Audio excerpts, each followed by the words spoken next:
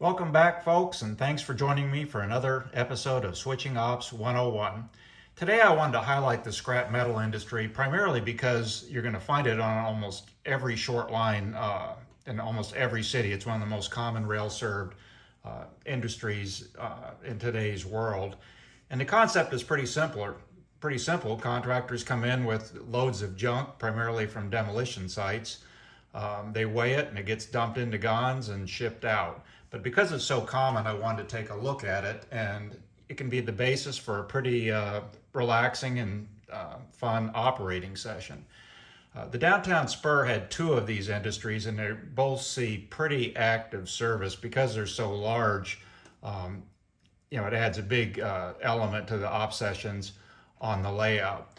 The first one, which you're looking at here, is the largest, and that's Feris Process and Trading. And what they do is take the metal in. It's a little bit different, and they grind it into baseball sized chunks, and that's a process that is as loud as you can imagine. They dump it into low side gons, and out it goes. And Tolga Erbora, my buddy, tells me that those go to Newport Steel in South Carolina. The other one, let's see if I can scan over here a little bit, is Miami Iron and Metal. They're smaller, a little more basic. Like a lot of scrap dealers, the material gets loaded into ex-utility gons, kind of the high side format. The thing that was interesting with this particular facility is that many years ago, it was featured in a couple clips of James Bond Goldfinger. Today I'm going to do something a little bit different and have some fun. And my good buddy Tolga Erbora, many of you know, he's a prolific rail fan. His videos are very artful, but they're also very descriptive. And he's documented switching both of these industries. And I'll give you the links to the two clips that he produced. And what I'm going to do today is simply copy what he did in his railfan videos. So if you can ratchet between the two, you can and study them, you can learn a lot, see how they go about the process, the pacing, and the elements involved. But it should be a lot of fun.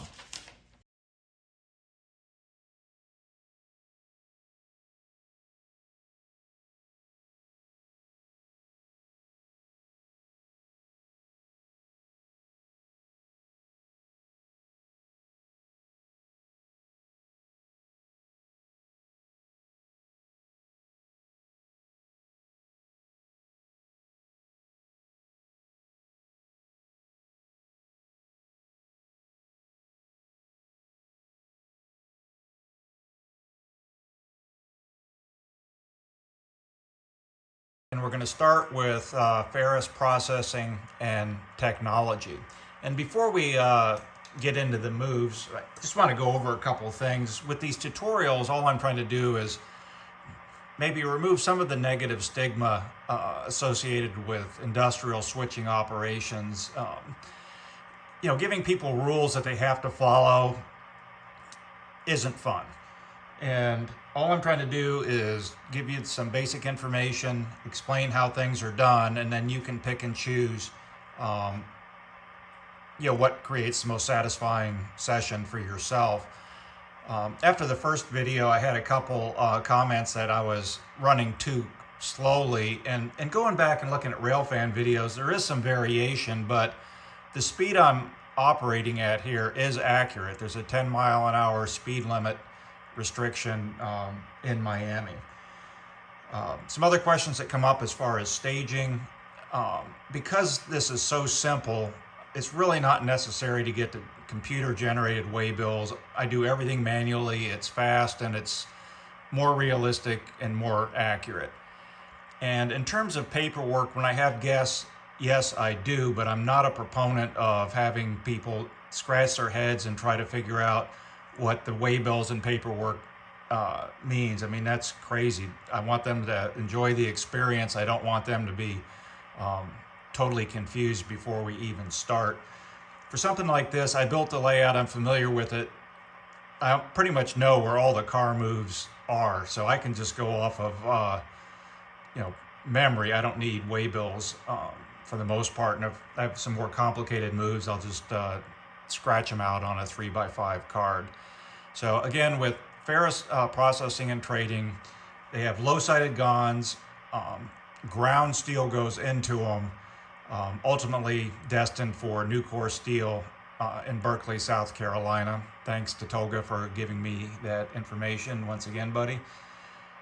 So this is really pretty simple. We're just going to follow the procedure that we saw in the video. As Tolga mentioned, the first step is they get the loads. They use those as a handle, then they spot the empties. The one thing that's a little bit different with FP&T, and I don't know why they did it then, is the empties don't come in on the train. They have a storage track outside, almost like off spots. So what happens is they will pull the empties from the storage track and use those. At some point after 2010, they stopped doing that and went to more conventional operations where the empties just came in on the train. So we're going to get started here. In previous videos, I've talked about props. If you watch the videos, you will always see the conductor bend over and unlock the turnouts. And I've set that up here. It's a little bit too much for me most of the time, but I'm going to at least show you how it works. So if you look here,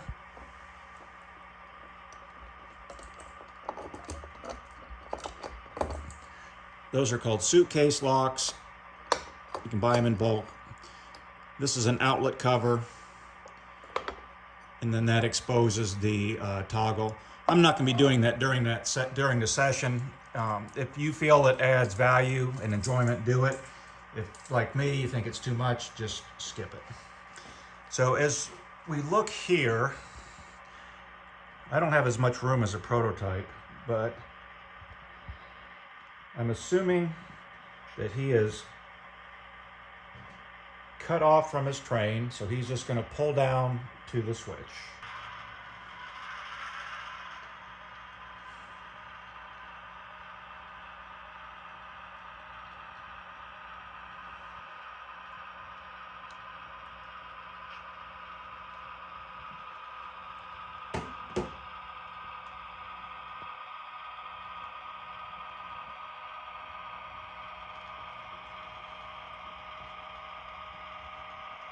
Forgive me, but I'm going to pull these cars out of the way a little bit so you can see what's happening.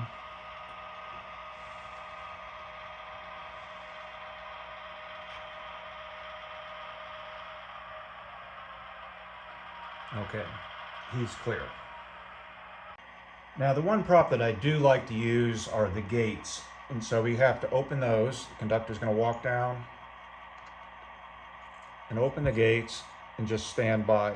The prototype takes 6 cars. I selectively compressed, and we're going to only be pulling, I only have room for 4. So the conductor has thrown a switch. Let's get him down to get the cars. 10-mile-an-hour speed restriction.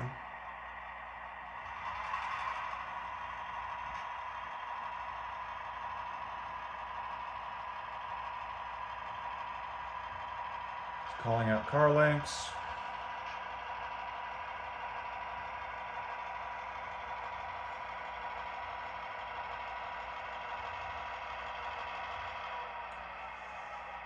Got it. So the conductor will call for 3-step, take a pause while he gets everything unhooked. I'm assuming he's undone the brake wheels at this point. And it's very simple. He just pulls the cut.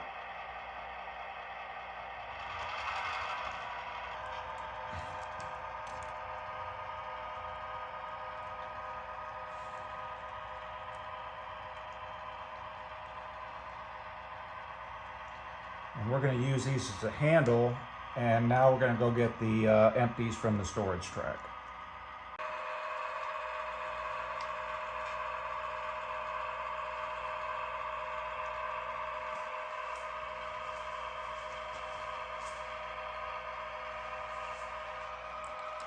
I think that's about 10 miles an hour. That's about as fast as they go. So the conductor is at the switch.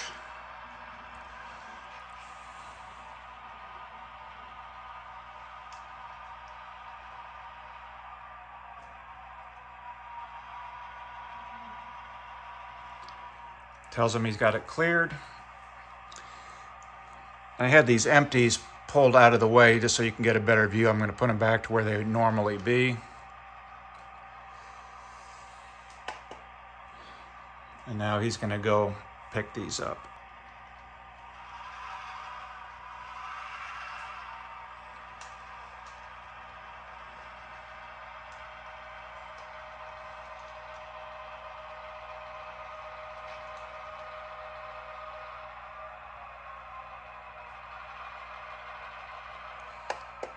So we've got the empties. Pull these out.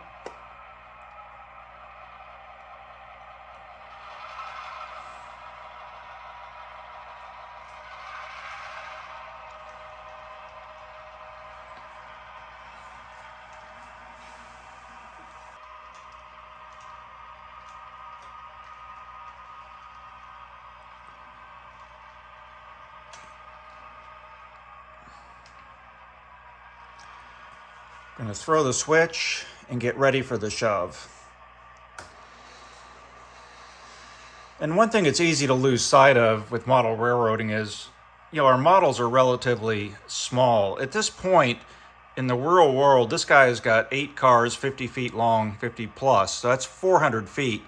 So the engineer is more than a football field away from the back of the train. So it just gives you a sense for what they're really dealing with.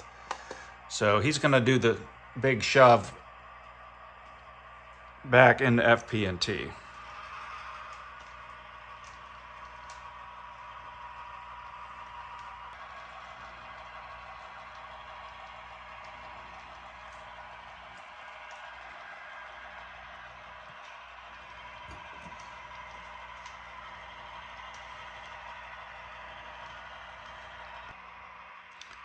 So the engineer is totally blind at this point, shoving into an industry, and there is a bumper stop at the end. So they have to pay attention to what's going on.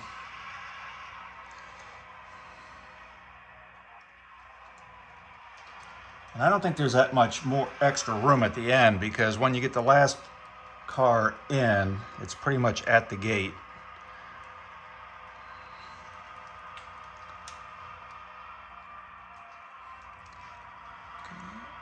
He's in the gate, and I'm out of room. So he's going to call for 3-step. He's going to unhook the cars, and he's also going to be doing the brake wheel.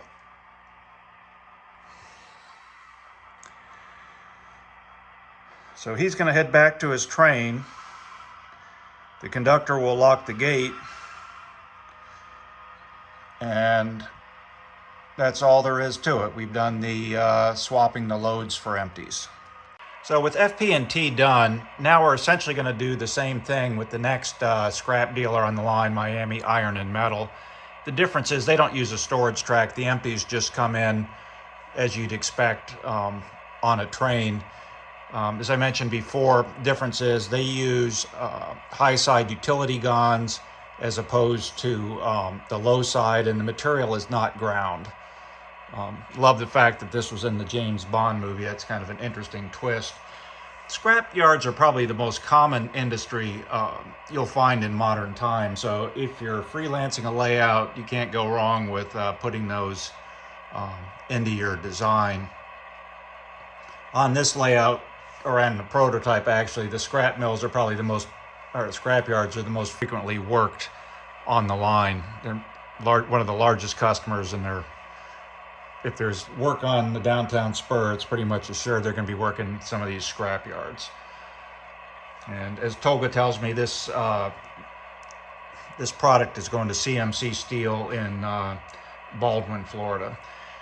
So the difference here is he's got to, in order to get to the scrapyard, he's got to go through Richard Shipping Services, and it's going to be very evident when you watch Tolga's video. So you're dealing with 2 gates. And as before, the process is grab the loads, use those as a handle, and then take the empties. So pull him up a little bit.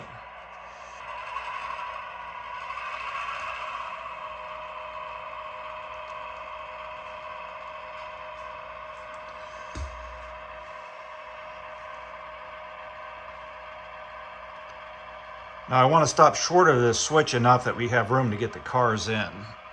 That comes with experience, learning that you're kind of stuck if you don't give yourself enough room. So let's just get him close.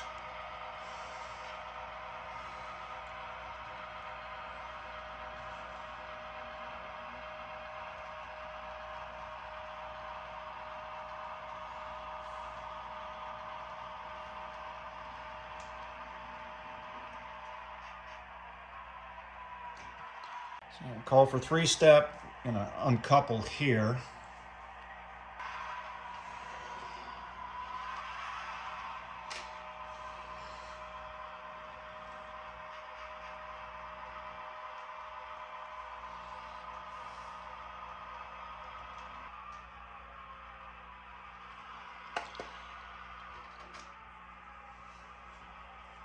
And then the conductor has to throw the switch.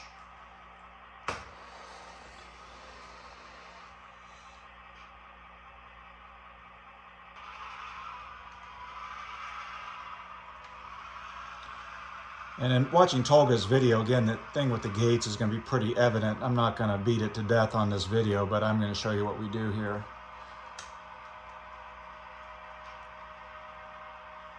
So let's get the gates opened. This is a more complicated mechanism. I have gears under the layout. I did an article for MR. I think that's overkill. I stopped using this method.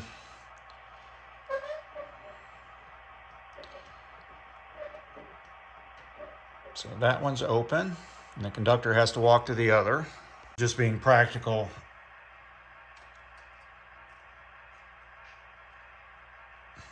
This is just spring wire in a tube. So now the gates are open,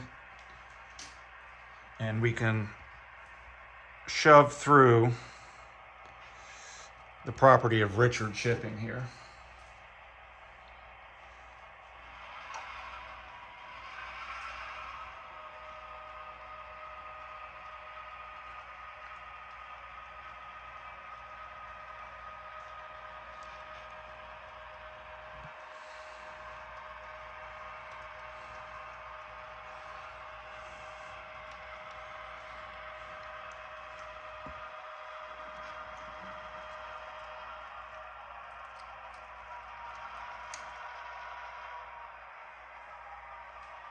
Let's pull these out.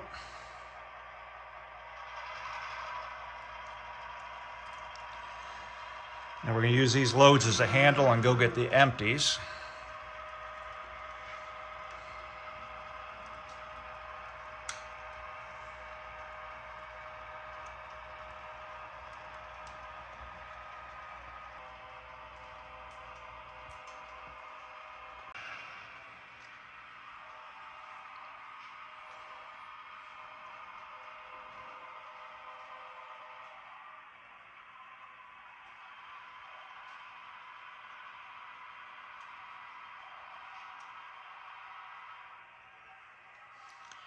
Three-step here.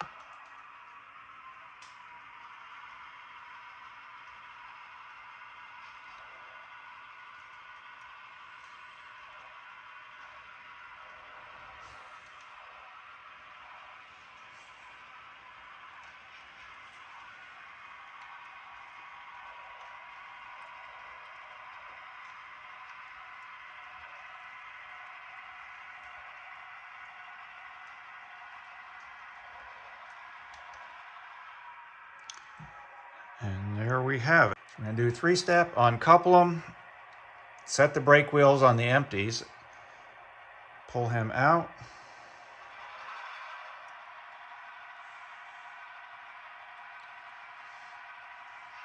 Train would stop, but I'm just going to lock the gates here.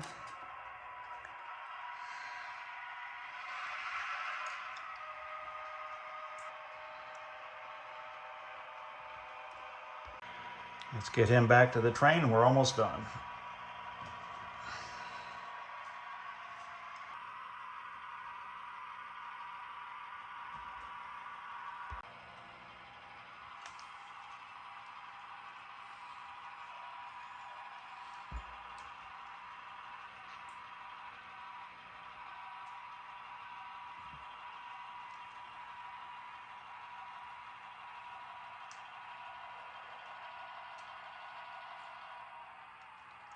Now, I'm not sure. I'd have to check with my professional railroad friends, but I think he has to do another air test here.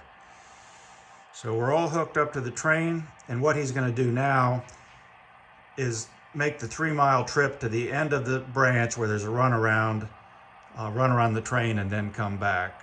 But pretty simple and fun, but very relaxing. Just loads out, empties in, not much to it.